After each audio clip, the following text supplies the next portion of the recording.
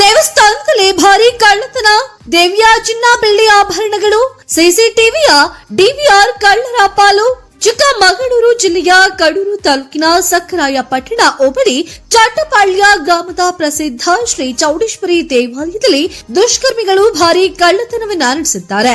ದೇವಸ್ಥಾನದ ಹಿಂಭಾಗದ ಕಿಟಕಿಯ ಕಬ್ಬಿಣದ ಸರಳುಗಳನ್ನ ಕಟ್ಟರ್ ಮೂಲಕ ಕತ್ತರಿಸಿ ಒಳನುಗ್ಗಿದ ಕಳ್ಳರು ದೇವಿಯ ಮೈಮೇಲಿದ್ದ ಹಾಗೂ ಉತ್ಸವ ಮೂರ್ತಿಯಲ್ಲಿದ್ದ ಅಮೂಲ್ಯ ಚಿನ್ನ ಮತ್ತು ಬೆಳ್ಳಿ ಆಭರಣಗಳನ್ನು ದೋಚಿ ಪರಾರಿಯಾಗಿದ್ದಾರೆ. ಕಳ್ಳತನಗೊಂಡ ವಸ್ತುಗಳಲ್ಲಿ ಅಂದಾಜು 9 ಲಕ್ಷ ಮೌಲ್ಯದ 3.85 ಕೆಜಿ ಬೆಳ್ಳಿ ಆಭರಣಗಳು ಹಾಗೂ ಸುಮಾರು 5,72,000 ಲಕ್ಷ ಮೌಲ್ಯದ 44 ಗ್ರಾಂಗೂ ಅಧಿಕ ಚಿನ್ನಾಭರಣಗಳಿವೆ ಎಂದು ತಿಳಿದುಬಂದಿದೆ. ಬೆಳಗಿನ ಜಾವ ಸುಮಾರು 3:45ಕ್ಕೆ ದೇವಾಲಯದ ಸೆನ್ಸಾರ್ ಸೈರನ್ ಮೊಳಗುತ್ತಿದ್ದಂತೆ ಟ್ರಸ್ಟ್ ಅಧ್ಯಕ್ಷರು ಹಾಗೂ ಗ್ರಾಮಸ್ಥರು ಸ್ಥಳಕ್ಕೆ ಧಾವಿಸಿದ್ದಾರೆ. ಆದರೆ ಅಷ್ಟರಲ್ಲೇ ಕಳ್ಳರು ಕೂಡ ಪರಾರಿಯಾಗಿದ್ದರು.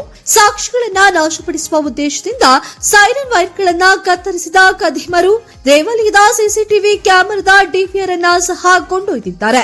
ಘಟನಾ ಸ್ಥಳಕ್ಕೆ ಸಖರಾಯಪಟ್ಟಣ ಪೊಲೀಸರು ಹಾಗೂ 112 ತುರ್ತು ವಾಹನದ ಸಿಬ್ಬಂದಿ ಭೇಟಿ ನೀಡಿ ಪರಿಶೀಲನೆ ನಡೆಸಿದೆ.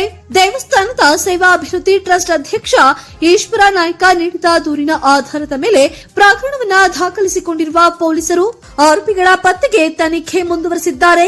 ನಿಮ್ಮ ಪ್ರದೇಶದ ಪ್ರಮುಖ ಸುದ್ದಿಗಳನ್ನ ನಮ್ಮೊಂದಿಗೆ ಹಂಚಿಕೊಳ್ಳಿ.